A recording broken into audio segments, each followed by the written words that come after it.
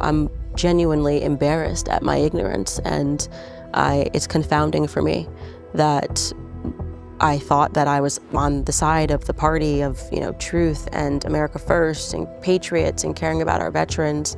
And I'm realizing now that so many of these people are cowards.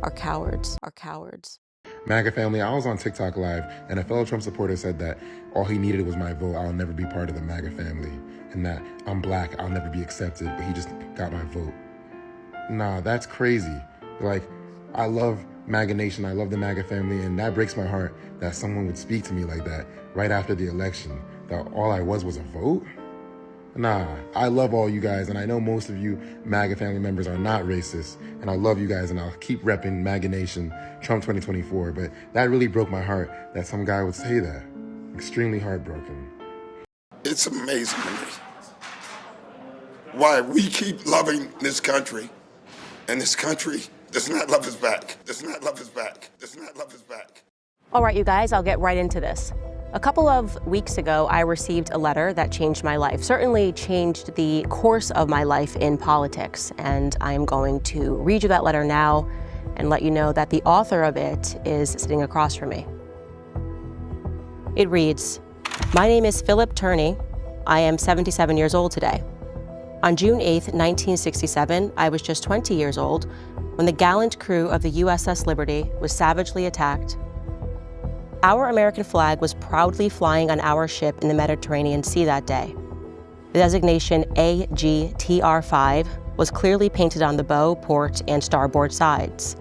USS Liberty was written in English on her stern. When we arrived on June 7th, we were overflown by Israeli reconnaissance aircraft, and the same activity was repeated on the morning of June 8th. We were positively identified as American and friendly by the IDF. We had requested a destroyer escort long before we entered the Mediterranean, but we were denied twice. Our captain assured us that we were clearly marked as American and we therefore had nothing to fear. We were alone, 12.5 miles off the coast of the Sinai Peninsula, always in international waters. The Israeli reconnaissance aircraft were clearly marked with the Star of David. We therefore felt secure, seeing a flying boxcar and other smaller recon propeller aircraft taking good care of us. Early June 1967. The six-day war in the Middle East between Israel, Egypt, Jordan, and Syria is underway. A spy ship, very lightly armed, but bristling with antennae, steams into the Mediterranean to eavesdrop on the conflict. It is patrolling in international waters off the Egyptian coast. At 2 in the afternoon, on June the 8th, with the war reaching its climax, Israeli jets and motor torpedo boats launch an unprovoked attack on the ship. They drop napalm and strafe its decks with rockets, cannon fire, and armor-piercing rounds before trying to sink it with torpedoes. On June 6, 1967, Israeli Air Force fighters attacked Egyptian air bases, destroying 80% of their air assets. By June 7th, the air forces of Jordan and Syria were also destroyed, mostly on the ground. But the war was being monitored. The United States and other nations had a vested interest in what was transpiring in the Middle East, and gathering intelligence was critical for both political and strategic military planning. What was the USS Liberty? Why was it in the Eastern Mediterranean Sea during the Six-Day War? Why did Israeli air and naval forces attack an American ship? Why was so much effort put into the cover-up after the event? Can I explain the USS Liberty incident? Sure. So the USS Liberty incident is very frequently used by anti-Semites to suggest that Israel deliberately targets American ships and then pays no penalty. So both American naval records and Israeli Air Force records suggest that there was a case of mistaken identity wherein USS Liberty was in the Mediterranean in a place they were not supposed to be. Israel thought that it was an Egyptian ship and shot it. That's the actual full story. Now, there are a bunch of conspiracy theories on actually both sides of this. There's a conspiracy theory on the American side that suggests that Israel, for no reason that can be discerned, decided to shoot up an American ship to accomplish no one really can explain what. And then on the other side, there is a theory that I have not seen a lot of support for, that the USS Liberty was being used as a transmission vessel to send Israeli military locations to the Egyptians during the 67 war, and Israel knew that and shot it. Again, I think the evidence is lacking on both of those things. Again, there have been multiple naval investigations of the USS Liberty incident. They all come down on the same side, which is that this is a mistaken case of allied, quote-unquote, friendly fire. The whole thing is, when your own government betrays you, it still betrays you, and every congressman betrays you, say, what you saw you really didn't see, what you heard you really didn't hear. That's pretty bad. They're calling us liars, Nazis, and Jew haters, our own Congress.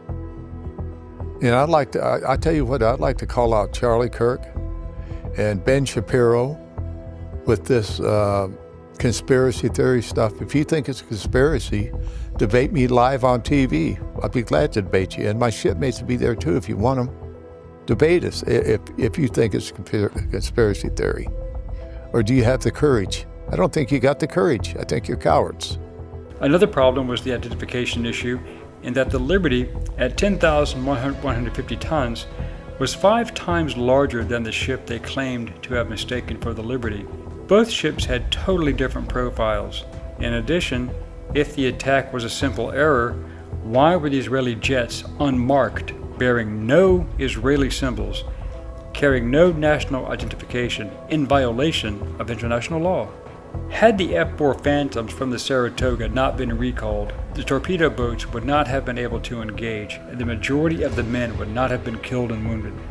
The official American position was that Israel called and said that they had recognized their mistake and the attack was over. So therefore, in response, McNamara recalled the jets. However, the attacks were then renewed for another 80 minutes. This was a strange development, since the U.S. Embassy in Tel Aviv reported that the Israelis had attacked a ship, but the nationality of the ship was yet undetermined by Israel. If this was true, how would McNamara know to recall the Phantoms, and that it was in fact the Liberty? The SOS was resent after the damaged antenna was repaired again, and it was picked up this time by the aircraft carrier USS America, and 2 ships were dispatched. 3 life rafts were deployed so men could get off the burning ship, but the torpedo boats focused their fire, destroying 2 of the life rafts and sweeping the decks to kill as many men as they could to prevent an evacuation. That act alone is a violation of the Geneva Convention, not to mention attacking a ship from a non-belligerent nation in international waters. Another strange development was when, after the 2-hour attack, the ship and crew headed to Malta, the 6th Fleet Commander, Rear Admiral Isaac Kidd, ordered the survivors to remove the ship's name from their uniforms. In fact, Admiral Kidd even ordered them to go ashore in civilian clothes, which the men were not supposed to have anyway. They were also told to grant no interviews and do not discuss the situation, even among each other. Otherwise, they would face court-martial and prison, or, even worse, for violating national security. The attack began at 2 o'clock on a beautiful, bright, sunny day by French-made Mirage and Mistral jets painted black with no markings. We had no clue who was attacking us, but assumed it was an Arab state. During the first pass-by, the jets took out all but one of our transmitting antennas, as well as every watertight door above the waterline. The air attack lasted about 25 minutes, killing and maiming our firefighters and any sailor who moved. Our radio man took one antenna offline, so it wasn't transmitting and wasn't hit. He ran a long wire to it, and the SOS went out to the 6th Fleet. It was even picked up as far away as Vietnam. Rockstar, Rockstar, under attack by an unknown jet aircraft. Help us, help us. Captain Tully, skipper of the USS Saratoga, sent jets to come to our aid. Before the jets hit the horizon, they were recalled by Secretary of Defense Robert McNamara. Captain Engen of the USS America and Tully relaunched more aircraft to aid us. They were also recalled, this time by Lyndon Baines Johnson himself. He said, quote, "I don't care about a few dead sailors. I will not embarrass my ally, Israel. Return to base immediately," end quote. How did he know who was attacking us if we did not? We were set up by our own government to let a foreign government have their way with us. The IDF even dropped napalm on the bridge of our ship. How low they would go, we would soon find out. 3 motor torpedo boats headed our way, and 1 torpedo hit our starboard side. We saw the Star of David on the boats. They were there to sink us. The attack continued for another hour and a half. Attacking jet aircraft destroyed all but 3 of our life rafts, which we had put overboard. We were going to place our most seriously wounded in them so that they would have a chance at life. But the IDF would have none of that. They shot 2 of them out of the water and took 1 aboard their boats as a trophy of the kill. They continued shooting and killing my mates. They left and we thought that it was over, but it wasn't. IDF helicopters were sent with troops armed and ready to board our ship and finish us off. Then they just left. I guess the gig was up when the mighty IDF could not sink our defenseless ship. When it was all done, there were over 821 rocket and cannon holes and over 5,000 armor-piercing bullets riddling the ship. Napalm was burning us up, and a 40 by 40 foot torpedo hole was in her side, causing the ship to list badly to our starboard side. We then waited 17 hours for help. I guess they hoped that we would sink that night. Help was only 40 minutes away from us, but they left us out alone to die. When the USS America and the USS Davis arrived to help us, they took our wounded to care for them. Their wounds were so horrific, words cannot explain. Admiral Kidd boarded our ship a few days later, and the cover-up immediately began. We were ordered to never speak of the attack to anyone, not even with one another. Penalties would be fines, imprisonment, or worse, and we all knew that worse meant death. We have been treated like garbage for the last 57 years. Congress has been bought and paid for, with the exception over the years of a few brave lawmakers. Their names are Representatives Pete McCloskey, Paul Findley, and Jim Traficant. As the courageous Rep. Thomas Massey has noted, all Republican members of Congress except for him have AIPAC handlers. We can assume this is also true of nearly all Democrats. We are the most decorated ship in naval history for a single engagement. I believe God saved us that day to allow us to communicate the truth of this attack to leaders like you. We give all power to Jesus Christ. We are just his servants that horrible day and now. The USS Liberty survivors are the biggest whistleblowers this country has ever seen. We have been smeared as anti-Semitic, Jew haters, and Nazis. Our only sin is that we survived. We didn't kill anyone. Israel did all the murdering that day, and the US government did all the covering up. I'm asking you to help us save America by telling others the facts about the slaughter of my mates. We are begging you to support us. Respectfully, Phil Turney, the president of the USS Liberty Veterans Association.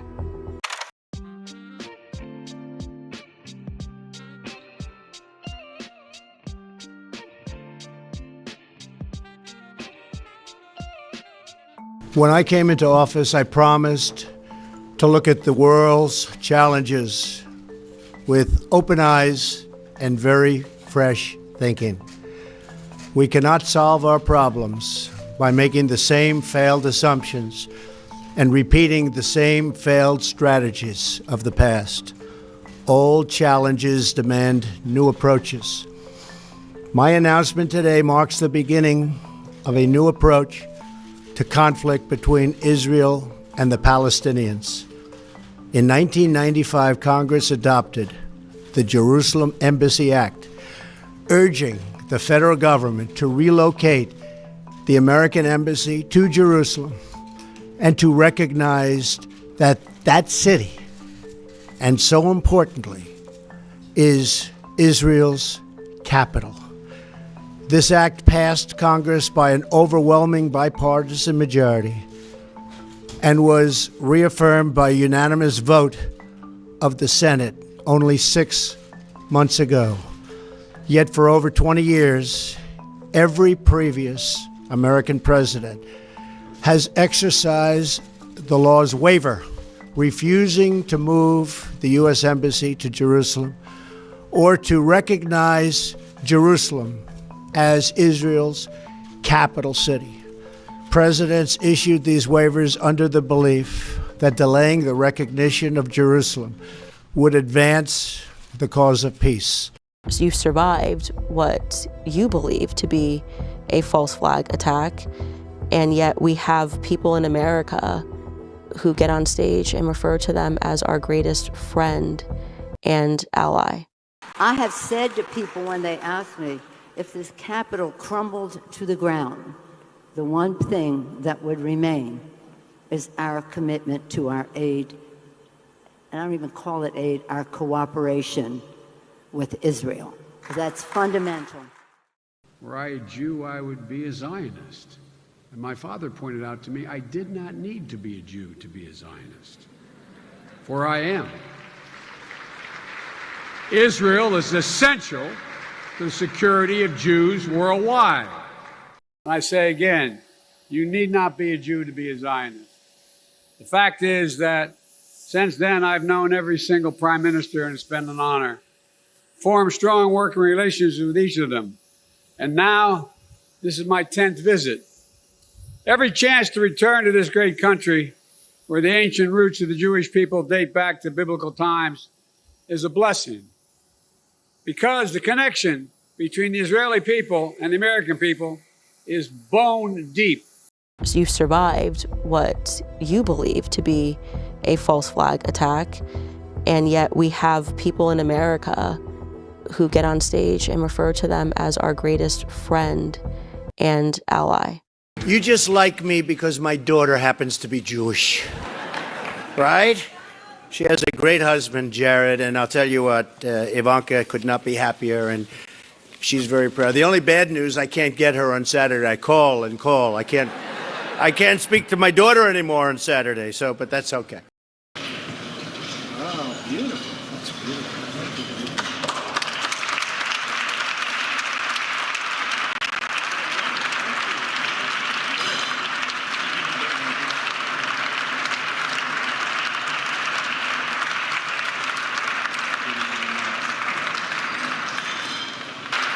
I want to thank my Jewish daughter.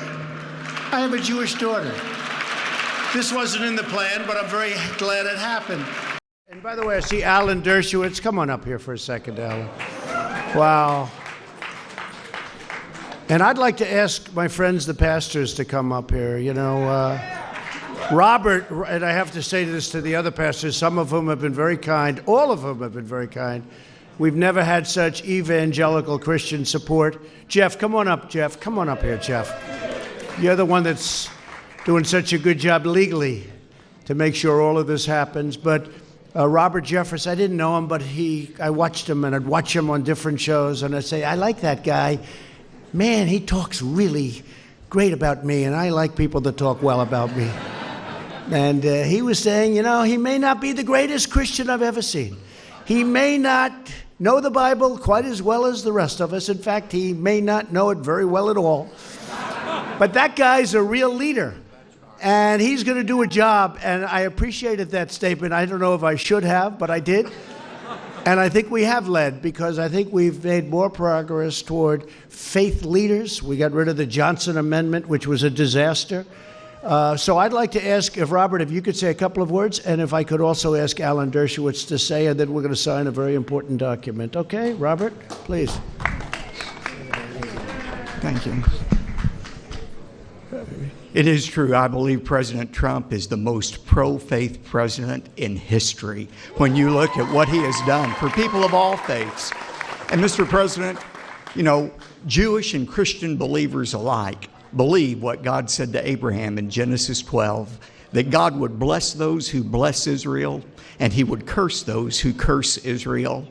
And I want to thank you, Mr. President, for being the kind of president who has the courage to stand up and be, when it comes to Israel, on the right side of history, but most importantly, you're on the right side of God, and that's why you are not going to fail, and we're going to stand behind you 100%. Thank you, Mr. President.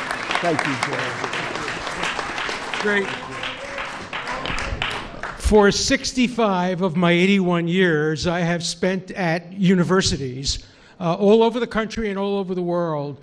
There is no more important event in those 65 years to turn universities away from being bastions of hatred and discrimination than this executive order being signed today. It is a game changer.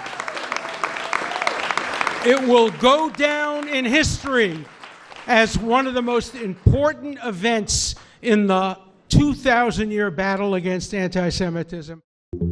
Late today, President Trump signed that executive order at the White House. It essentially allows the government to interpret Judaism as both a race or nationality and a religion, even though that is still open to interpretation by some. Steve Hunnigs from the Jewish Community Relations Council says the order is not about calling Judaism a nationality, which is a complicated way of saying that discrimination is forbidden based upon race and other immutable characteristics. This comes after the rise of what the president views as anti-Semitism on college campuses.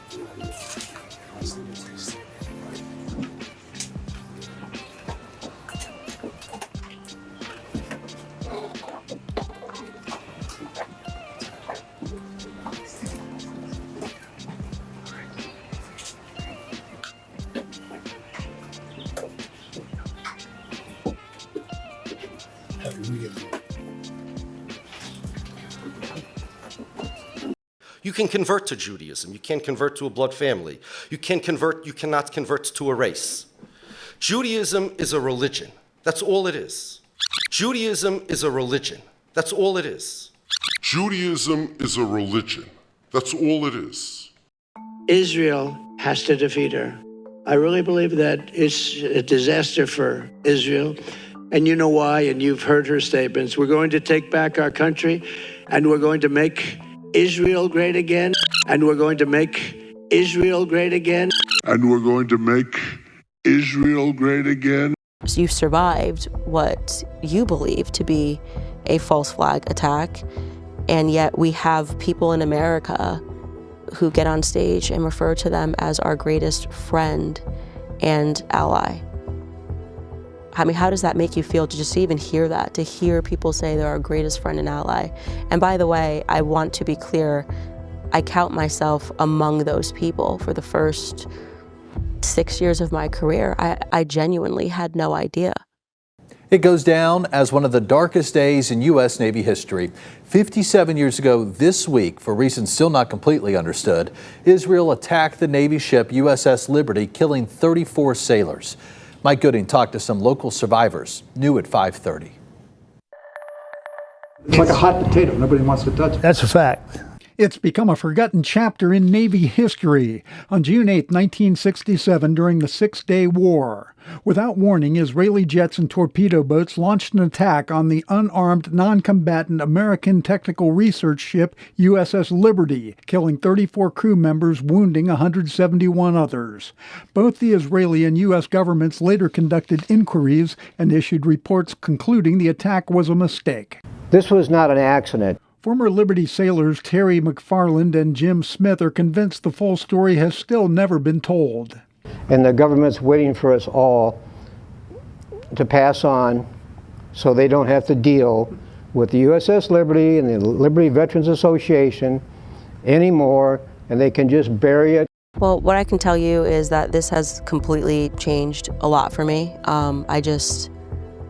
First and foremost, just want to apologize to you. Like, I'm genuinely embarrassed at my ignorance, and it's confounding for me that I thought that I was on the side of the party of, truth and America first and patriots and caring about our veterans. And I'm realizing now that so many of these people are cowards. They're cowards. They know the truth. They lie to people as they're coming up in this movement, and they are completely occupied. There are some that are brave, obviously, Thomas Massey, but I do want to offer to you that I promise you, as long as you live, I will hold a candle for the USS Liberty. You forever have a platform. If I have a platform, I almost feel ashamed of myself that I thought to myself this year, oh my gosh, I'm getting so attacked by the Zionist media because I had a heart over the Palestinian children that were dying, and I realized I had to survive digital attacks. I mean, you survived. Yeah. What you survived is unbelievable. The amount of that subsidy is remarkable and a testament to AIPAC's clout on Capitol Hill. Altogether, Israel gets more than $3 billion a year in assistance from the United States. Sometimes the votes go through without a single debate involving billions of dollars. You couldn't spend that kind of money in this country without a huge debate going on. But a foreign government gets this money without debate because simply it's just organized to get it. Why does Israel get more aid, more U.S. aid, than any other country in the world? $700 per Israeli per year, as opposed to $50 per Egyptian per year, as opposed to $2 per African per year.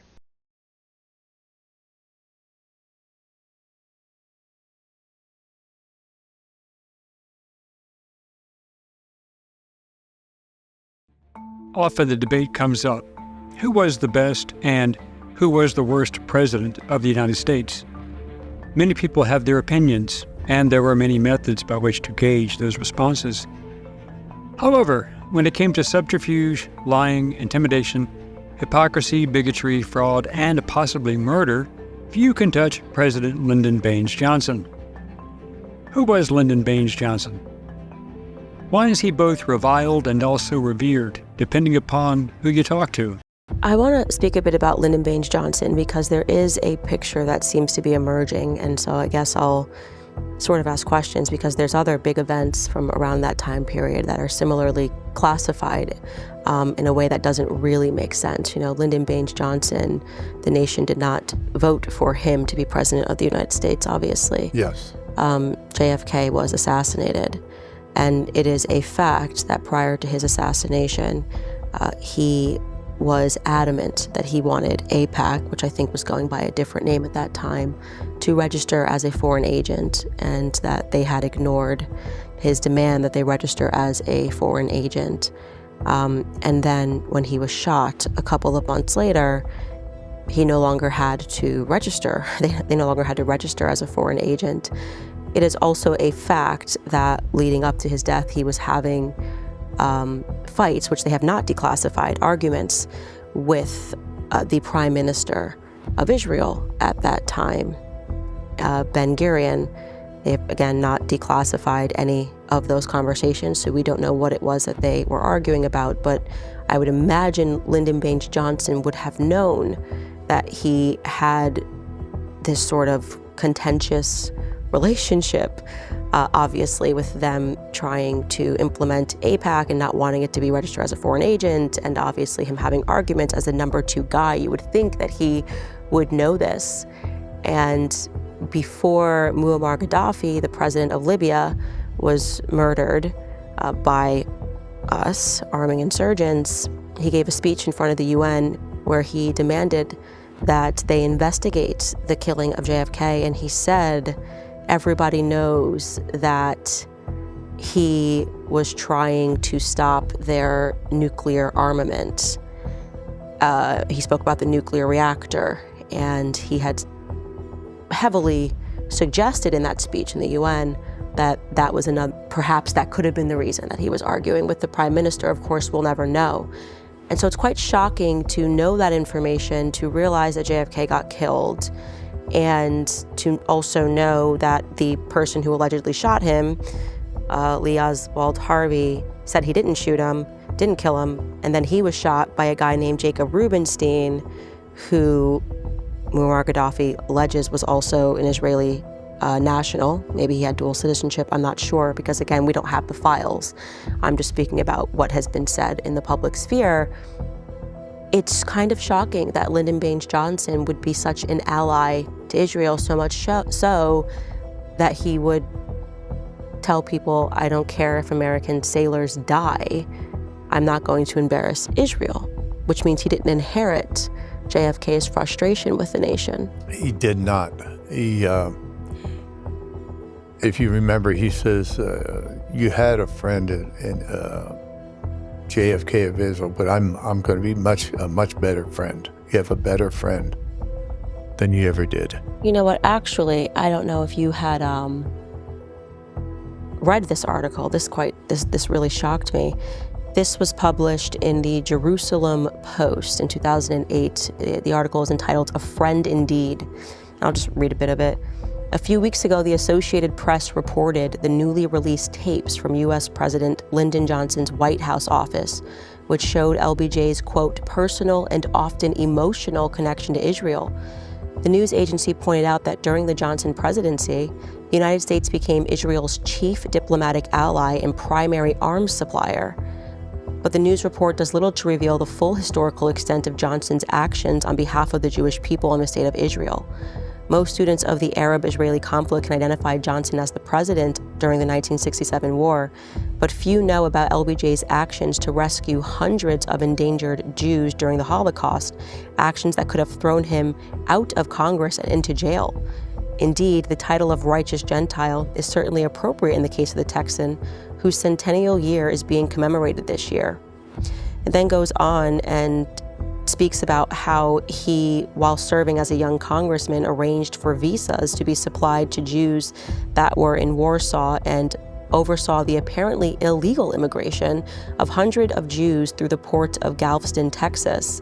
A key resource for uncovering LBJ's pro-Jewish activity is the unpublished 1989 doctoral thesis by a student named Louis Gomolak, a University of Texas student. And he speaks about LBJ's foreign affair background in this piece, and they were able to confirm through other historians and interviews with his wife and family members and political associates that the research was accurate. It says, quote, research into Johnson's personal history indicates that he inherited his concern for the Jewish people from his family. His aunt, Jessie Johnson Hatcher, a major influence on LBJ, was a member of the Zionist Organization of America. According to Gomolak, Aunt Jessie had nurtured LBJ's commitment to befriending Jews for 50 years. As a boy, he watched his politically active grandfather, Big Sam, and father, Little Sam, seek clemency for Leo Frank.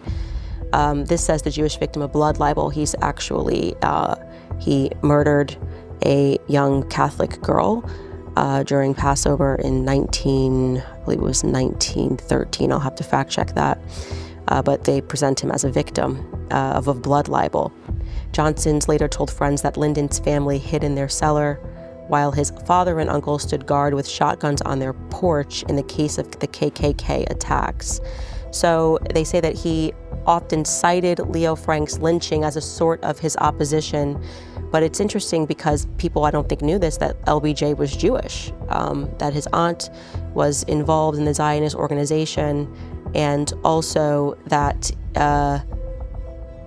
he pressured the administration, apparently, to have tighter ties with AIPAC. So we can probably trace, when we are speaking about AIPAC, the marriage, I would say, between the United States government and AIPAC, we can attribute that to Lyndon Baines Johnson. How does it make you feel to know that actually, he was in fact more loyal to Israel?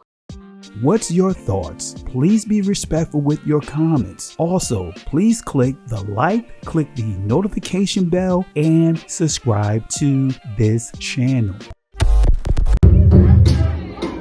Listen, Genesis chapter 11 verse 10 explains the genealogy of Shem. Shem was a black man in Africa. If you repeat this back, Genesis 14 verse 13, Abraham steps on the scene. Being a descendant of Shem, which is a fact, means Abraham too was Abraham, born in the city of a black man called Nimrod, grandson of Ham. Ham had 4 sons. One was named Canaan. Here, let me do some explaining. Abraham, Isaac was Jacob had 12 sons, for real, and these were the children of Israel. According to Genesis chapter 10, these were the children of Israel. According to Genesis chapter 10, these were the children of Israel. According to Genesis chapter 10.